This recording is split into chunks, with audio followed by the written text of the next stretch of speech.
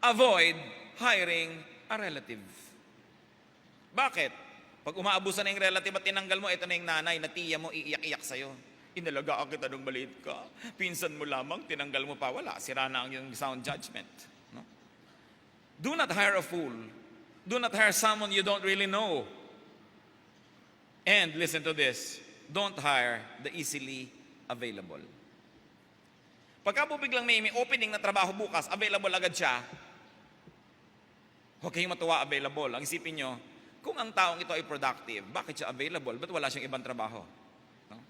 Kung siya ay lagi na lamang na available, kahit mo saan yayain, isama, baka ang taong ito walang sariling orbit, walang sariling ginagawa, walang sariling timetable, walang schedule, walang goal, kaya ang dali-daling yayain.